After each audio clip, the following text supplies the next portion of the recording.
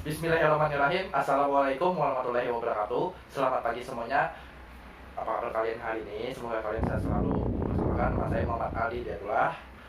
Hari ini sesuai dengan janji saya. Ini rekaman malam, bukan hari ini. Pagi hari ini. Kok pagi sih? Karena yang akan ditayangkan bukan pagi. Sesuai dengan janji saya akan menjawab beberapa pertanyaan tentang sejarah peminatan, khususnya tentang materi sejarah Perang Dunia Pertama, yaitu mulai dari sebelum, pas waktu peperangan, dan pasca sampai ke Perjanjian Versailles. Nah, di sini ada 26 pertanyaan, tapi tidak semuanya saya akan jawab karena ada beberapa pertanyaan yang aneh. Oke, di sini belumlah anak takang. Di sini akan saya jawab. Cut dulu. Kenapa HP-nya?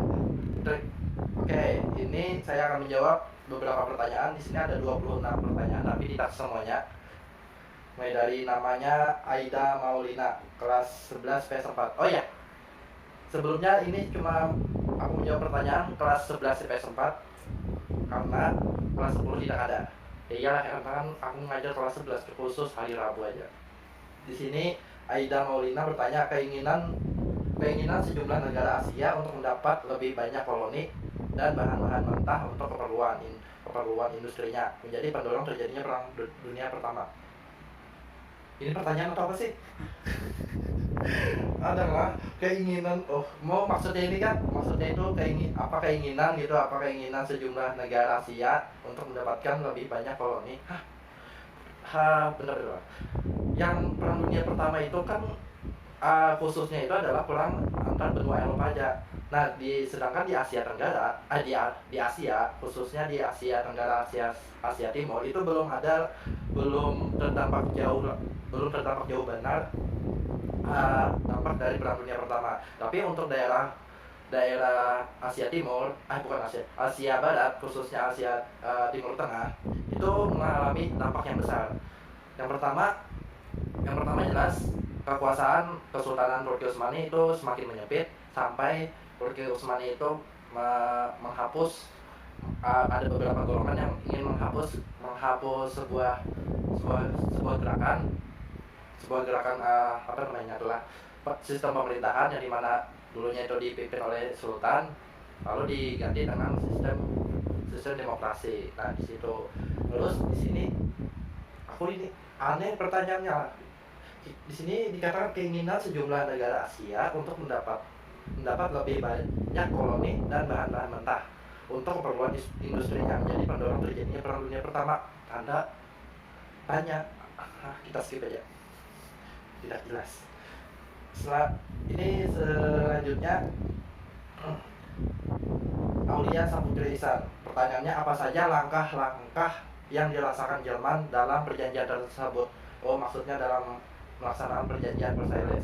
Oke, yang jelas sesuai dengan fakta sejarahnya, bukan warga Jerman sih, tapi pemerintahan Jerman pada saat itu istilahnya itu adalah menerima dengan bahasa Banjar lagi, menerima dengan terpaksa dengan perjanjian Versailles karena sesuai dengan fakta sejarah, bukan fakta sejarah sih, sesuai dengan hukum perang pada saat itu, yang dimana si pihak kalah harus menerima apa yang ingin diinginkan si pihak pemenang. Itu wajib hukumnya. Jadi di sini dikatakan maksud dari pertanyaan ini, langkah-langkah yang dirasakan Jerman. Langkah-langkah apa? Jelas. Kita skip. Pertanyaan dari Cahya Wanda Harumsari. Pertanyaannya, apa saja kerugian yang dirasakan Jerman dalam perjanjian Versailles? Oke. Yang pertama kalau tidak salah itu yang dirasakan Jerman pada saat itu adalah kekangan pada industri militer. Industri militer itu di mana para prajurit yang biasanya yang di garis depan itu dibatasi. Itu menurut hukum perjanjian Versailles. Jadi aku lupa isi perjanjian Versailles itu seperti apa, tapi yang ditekankan di situ adalah untuk bahasa bahasa kita tuh adalah mengakang gitu, mengakang supaya prajurit atau bekas-bekas tentara Jerman tuh itu tidak berkembang lagi gitu. Cukup itu aja. Sama kalau tidak salah itu ada beberapa wilayah yang dibagi ke pihak sekutu karena kan pihak Jerman kan yang kalah itu. Nah, semoga itu terjawab lah. Selanjutnya pertanyaan Erni Mustaqimah. Mengapa perjanjian Versailles merugikan pihak Jerman? Ini kenapa karena baca buku? Mengapa dalam perjanjian Versailles itu sangat merugikan pihak Jerman? Karena dalam fakta sejarahnya yang dimana kekuasaan Jerman pada saat itu kalau sudah saat itu kan Kekaisaran Jerman kalau ada salah lah, Kekaisaran Jerman pada saat itu kekuasaan itu sangat luas, bahkan hampir sangat bersaing dengan kerajaan Prancis, Republik Prancis sama Kekaisaran Austria Hungaria itu. Nah terus setelah peperangan habis loh, nah Kekaisaran Austria Hungaria itu dihapuskan. Terus di pihak Jerman juga itu ada beberapa gejolak baik dari internal maupun eksternal. Internalnya itu adalah ada beberapa golongan orang Jerman itu ingin merubah sistem yang dimana Jerman itu tidak lagi menjadikan sebuah negara absolut demokrasi ya. Apa ya lah bahasanya tuh, kerajaan itu ingin dirubah menjadi sebuah negara demokrasi itu. Nah terus selanjutnya adalah yang paling dirugikan oleh pihak Jerman itu adalah membayar kembali hutang, membayar denda sih ganti rugi bahasanya itu, ganti rugi kepada pihak-pihak yang telah diserang oleh Jerman.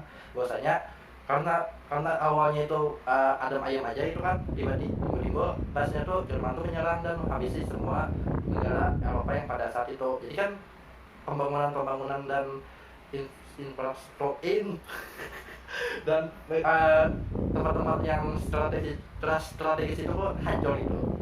Nah dari situlah si pihak Jerman yang kalah ini disuruh ganti rugi ke semua benua Eropa pada saat itu. Jadi kan sudah kalah, ganti rugi pulang, betul bayar denda pulang kan ada isinya, ada bayar denda pulang, kurang apa lagi coba, kasihan gitu. Nah dari situlah si pihak ya dalam pertanyaannya ini mengapa perjanjian merugikan pihak Jerman? Karena itu tadi apa? Karena berduit. Nah, kalau gue kan berduit ya udah. Duitnya habis dikeluarkan di perang aja, ada di lain gitu. Semoga itu terjawab lah. Oke. Pertanyaan dari Hatmawati. Ini apa yang menyebabkan Jerman harus mengembalikan wilayah Alsace-Lorraine yang berhasil direbut dalam Franco-Prussian War pada tahun 1871 pada Prancis? Apa yang menyebabkan Jerman harus oke. Jadi pada saat 1871 itu masih masa-masa revolusi Prancis yang dimana pada saat itu dipimpin oleh Kaisar Napoleon. Nah Kaisar Napoleon itu berhasil mengembangkan wilayahnya atau bahasanya itu adalah menganeksasi ke kerajaan kerajaan tetangga dan berhasil merebut beberapa wilayah termasuk wilayah Prusia. Nah terus setelah pasca Perang Dunia Pertama itu kan yang dimenangkan adalah oleh pihak Prancis itu. Nah dari pihak Prancis ini ingin mengambil lagi apa yang direbut oleh Jerman pada saat itu. Itu aja sih. Semoga terjawab Pak. Ya, pertanyaan ini malah terjawab. Astagfirullahaladzim, boleh gitu kan. Oke, dari Ikro Rijali. Ini panjang nih apa nih kisahnya. Benar karena ketika kebanyakan orang mencoba analisis sejarah kaum populasi ini, mereka terdampar di Jerman bersama Orde Illuminati. Orde Illuminati di masa pencerahan dan Renaissance. Itulah sebuah masyarakat rahasia Bayern yang didirikan pada tahun 1776 sebagai wadah bagi para intelektual untuk berkumpul bersama dan menentang pengaruh berlebihan agama dan kaum elit dalam kehidupan sehari-hari. Dan kesimpulannya ialah mereka sampai saat ini yang menyebabkan kehancuran dunia ini karena tidak sebagai manusia dicucinya otak kita untuk tidak berpengaruh terhadap agama. Sebab itu banyak zaman sekarang dan zaman perang dunia ke-1 tidak ada moral, etika, dan selalu mau berkuasa. Jadi itu jawabannya. Dan pertanyaan saya ialah apakah sosial media zaman sekarang sudah terhubung dengan Illuminati? Ya Allah. jadi yang panjang tadi itu cuma memberitahu kata apa nih gitu lah. Nah, ini terpengaruh otak ini. Oke. Di sini inti dari pertanyaannya itu adalah apakah sosial media zaman sekarang itu sudah terselubung dengan Illuminati? Bagaimana ini? Kita main ahlinya. Kalau dalam bahasa konspirasinya ini emang ada terselubung sih, ada gitu, ada terselubung. Tapi itu bahasa mertigu benar. Kalau orang sosial media banget setelah atau buat yang mengikuti apa yang diutarakan oleh Martigub itu kan, atau Martigub yang di Indonesia itu segala sesuatu yang terjadi di seluruh dunia bahkan di Indonesia itu saling ada kaitannya dengan yang ada di organisasi itu.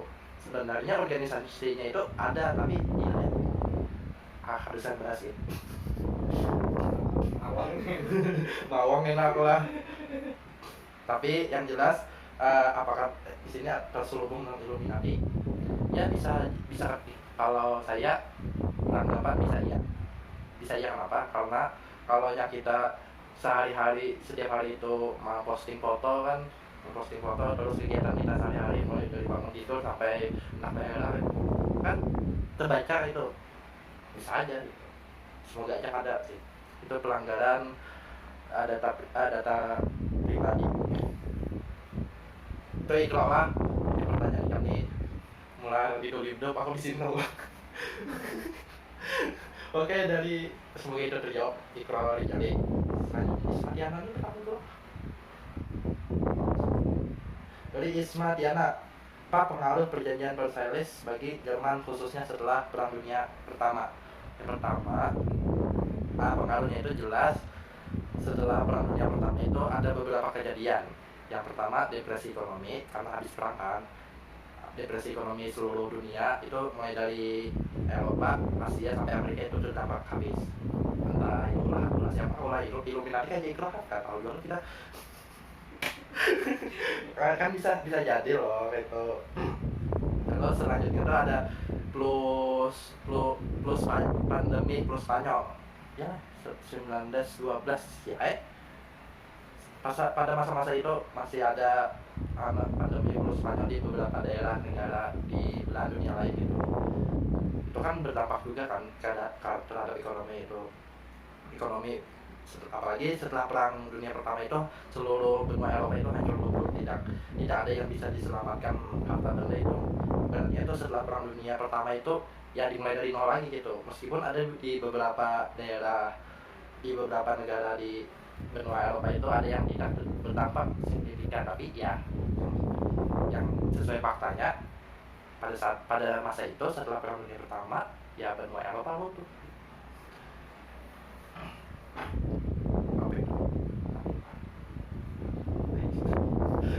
Ya semoga itu terjawab lah dari Suadiana.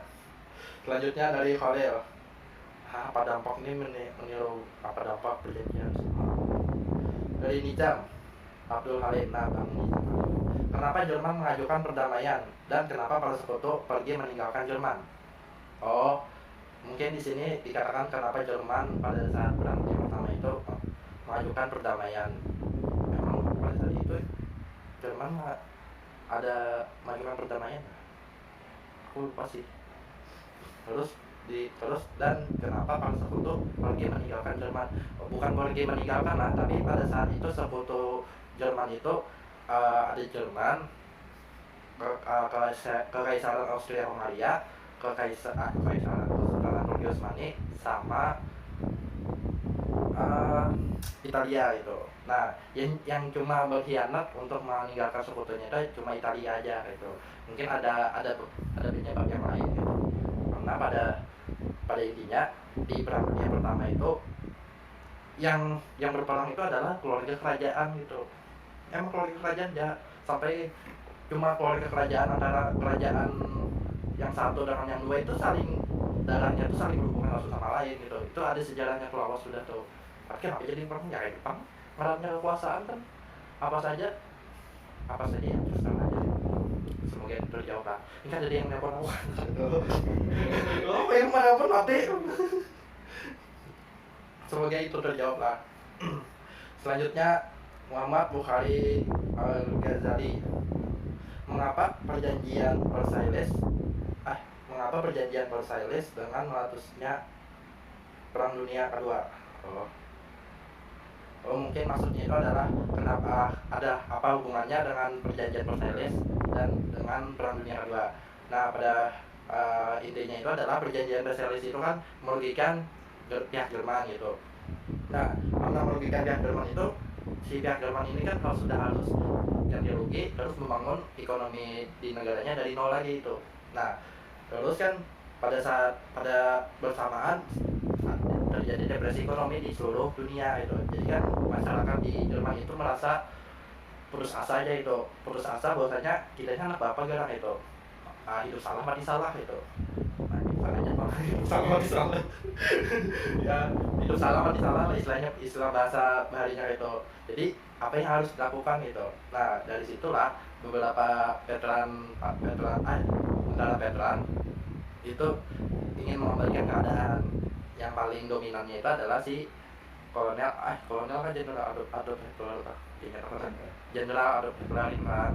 Nah, beliaulah yang mengambil pengaruh kepada masyarakat bahwasanya kita ini kalau hendak bukan presiden sih, kalau hendak bangkit ya harus berdiri sendiri gitu. Nah, dari situlah dipengaruhi masyarakatnya setuju dengan setelah mempunyai pengaruh yang kuat, mendapat posisi sebagai kansler kan, perdana menteri kalau nggak salah itu, sebagai pimpinan partai Nazi itu kan. Nah, dari situlah si Adolf Hitler ini memutuskan sepihak untuk tidak mengikuti lagi perjanjian Versailles. Nah, kalau ingin memutuskan itu kan otomatis pihak beberapa negara yang terlibat yang perdamaian itu kan otomatis bahasanya adalah kada menerima dan harus menyerah kembali. Nah, masalahnya adalah pada saat itu di semua negara Eropa dan umumnya di seluruh dunia itu masih depresi ekonomi, dan kalau hendak menyerang ya kada ada dana lagi gitu, ya kada masalah. Jadi bahasanya itu adalah si Adolf Hitler ini, beliau ini pintar juga itu dan licik dalam arti kalau kita bisa membatalkan perjanjian, kalau ini bahasanya tuh membatalkan perjanjian itu, terus kita kan kada menyerang karena buahnya lagi membangun dirinya sendiri gitu, lagi ada persaingan politik di negaranya masing-masing, jadi kada empat campur lah di negara kita. Nah, itu maksudnya ya pintar juga sih. Dari situ alatnya dua terjadi itu sih. Oke, terjawab lah dari Al-Ghazali. Oh, keren pertanyaannya. Selanjutnya dari Subul Kamal. Selain negara Belanda dan Jepang, apakah Indonesia ada berperang dengan negara lain pada saat Perang Dunia? Tidak ada. Karena Indonesia itu baru merdeka setelah Perang Dunia Kedua. Jadi pada saat itu waktu Perang Dunia Pertama dan Perang Dunia Kedua itu tidak punya andil sama sekali. Itu dalam segi pertanyaan inilah. Di sini kan apakah Indonesia ada berperang itu kan? Jadi tidak ada. Kenapa tidak ada? Karena ya tidak ada, belum berdiri negaranya. Dan itu aja. Kalau orang-orangnya sih ada gitu, orang yang terlibat gitu, bukan berperang secara langsung, tapi ada lah kisah-kisah sedikit. Oke, itu dari Subul Kamal. Ini berapa menit dah pulang? Udah selesai. Ya. Oke, kita lanjut. Dia sama pertanyaannya. Anda bagaimana mengatur ada pelang seperti itu dan mungkin lagi dan berikutnya tidak. Terus dari Ani ini kurang lebih kan ini. Terus dari Ani mau sampai isi perjanjian tuh ada di buku, hanya buku. Kalau takut isi perjanjian kan isi buku kebanyakan. Dari PP dalam isi perjanjian Borselis salah satunya adalah Jerman membayar ganti rugi sebesar 132 miliar mark. Kenapa Jerman harus membayar ganti ruginya itu Pak? Nah, boleh pertanyaan. Kenapa Jerman harus membayar ganti ruginya itu Pak aja? Karena dalam peperangan itu dalam ilmu ingin dalam peperangan mulai dari zaman bahula sampai zaman sekarang itu ada teknisnya masing-masing. Kada asal nyerang kampung orangnya kada itu nah kayak main COC itu lain. Jadi kalau di negara-negara dunia kuno itu istilahnya itu adalah kalau ingin hendak menguasai atau ingin mempengaruhi wilayah lain itu mengirim utusannya dulu, mengirim utusan. Kalau nya kada menerima 2-3 kali lalu menyatakan perang gitu. Nah, kalau nya sudah menyatakan perang, terus beberapa lanjut itu siapa yang kalah itu wajib mengambil harta benda yang ada di kerajaan. Kalau nya hendak si pihak kalah itu hendak berdiri, kalau nya sudah hendak runtuh, kalau nya hendak bubar sama sekali ya harus menguasai pemberontakan sampai mengeksekusi si pemimpinnya. Nah, kalau di Perang Dunia Pertama itu ada perjanjian, aku lupa itu perjanjian tahun abad ke-18 kan kalau kada salah. Ya abad ke-18 aku membaca itu bahwasanya di beberapa negara Eropa itu tidak boleh menyerang satu sama lain. Tapi kalau terjadi peperangan antara negara A sama negara B, itu kalau ada yang kalah itu harus ganti rugi gitu. Dan pihak menang yang menerima. Itu ada perjanjiannya. Jadi kalau di sini perjanjiannya tuh ya si pihak kalah lah, karena kan Jerman yang kalah gitu. Jadi Jerman yang ganti rugi itu karena ada perjanjian. Karena semua orang kenapa beberapa negara Eropa itu masih berdiri sampai sekarang itu karena itu tadi yang utama, menghormati perjanjian gitu. Perjanjian yang disepakati. Nah itulah. Tuh dari Mepi Petrianisa. Dari Seman, Pak Bujur, kalau Prancis itu cuma tinggi pandairan. Ini pertanyaan dari Seman. Pak Bujur, kalau Prancis itu cuma tinggi benderanya, ya aslinya tuh ada haram loh Pak. Buktinya Perang Dunia Pertama sampai Perang Dunia Kedua kalah terus loh Pak. Nah itu aja game. Kalau takutnya salah hilaf, mohon maaf selebihnya bisa ikan jawab.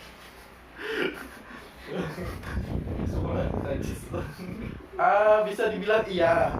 Beneran. Secara kalau kita berpandang di sesi ini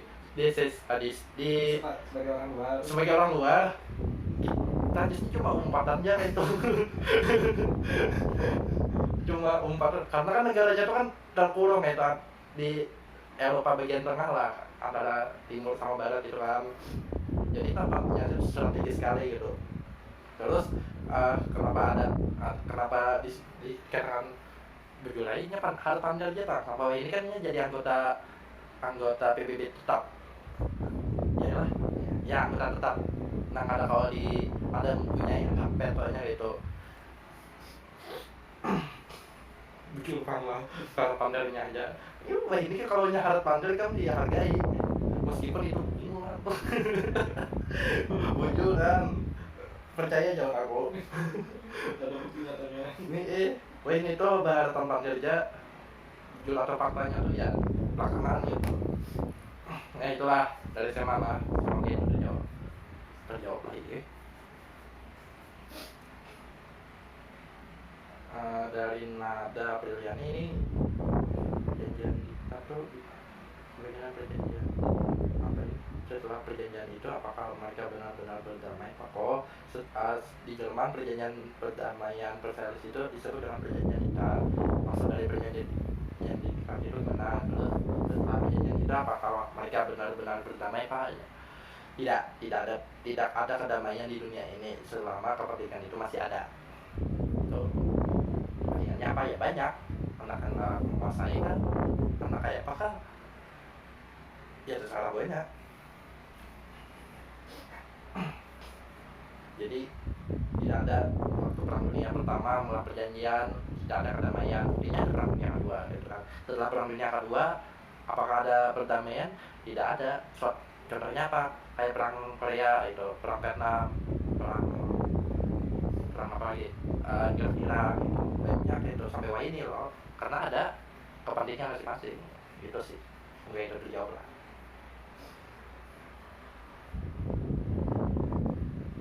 Mengapa negosiasi di antara negara-negara tersebut dimulai pada 7 Mei 1919 dari Nela Apriski? Salah gue ya, anak tanggal berapakah? Kenapa ya lah?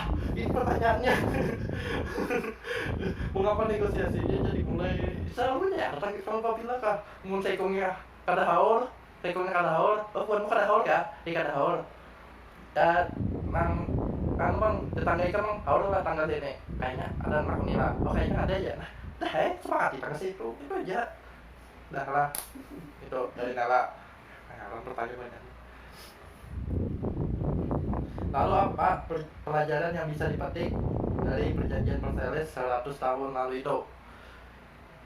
Yang kita bisa petik adalah tidak ada perdamaian abadi. Kalau ada perdamaian di dunia ini, siap kiamat. Itu. Kayak melihat tergulang, bujulan. Tidak ada perdamaian di dunia ini. Kalau tidak ada perdamaian, itu tadi nggak ada dajjal datang, tapi ya maju.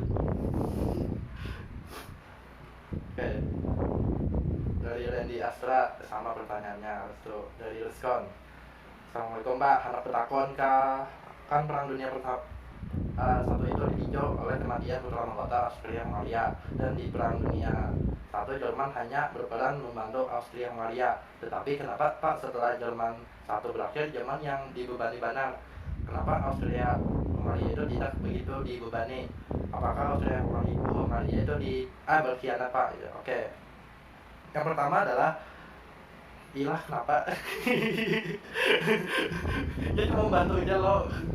Kenapa jadi terbebani benar itu? Oke. Yang pertama adalah kekaisaran Austria Hungaria itu sudah terbagi-bagi. Kalau sudah terbagi-bagi itu kan istilahnya itu kekuasaan untuk si seorang kaisar itu tidak ada lagi. Nah, karena di beberapa negaranya itu sudah runtuh gitu. Sudah runtuh dan bubar gitu. Dan berdiri negara-negara yang berdaulat seperti Polandia, Korea, nah, terus kan yang masih bertahan itu adalah si negara Jerman itu. Meskipun pada saat itu Jerman itu cuma berganti konstitusinya aja, ya orang-orangnya itu sama Pak itu. Jadi Jerman menanggung semuanya itu. Kasihannya di Jerman menanggung semuanya. Ya itu Pak, suruh orang. Karena ini yang tersisa itu kayak si apa namanya Kesultanan Turki Utsmani, apakah ada dibebani? Kalau dalam fakta sejarahnya itu tidak ada. Entah kenapa ada apakah itu aku ada tahu juga. Padahal kan si Turki Utsmani itu kan bersekutu dengan Jerman gitu. Kenapa tidak ada? Karena Turki Utsmani sudah kesultanannya yang begitu luas itu sudah bisa sama lain sampai jadi negara Turki gitu. Kalau Jerman ya kayak gitu aja mulai berbahari itu. Terus semoga Turki jauh lah. Masih ada di Jerman. Oke. Dari Setia dari Sipa Saputra hadir. Hai, ini aku ya Allah kenapa ikan absen di sini?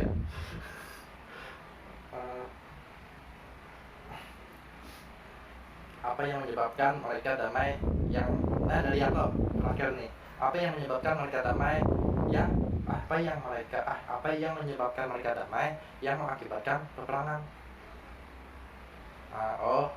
dulu kan damai di perang dunia pertama itu terus terjadi peperangan lagi ke perang dunia kedua itu tadi itu sudah saya jelaskan di pertanyaan siapa tadi di mana nggak bintang tahun dah. Oke, sampai situ aja. Mohon maaf lah kalau ada salah kata karena ini tidak dipotong-potong videonya. Kalau di orang lain kan dipotong-potong ya, memang dikat-kat gitu. Ini murni saya sawah min. Oke, itu aja dari saya. Terima kasih atas waktunya. Mohon maaf kalau ada salah. Assalamualaikum warahmatullahi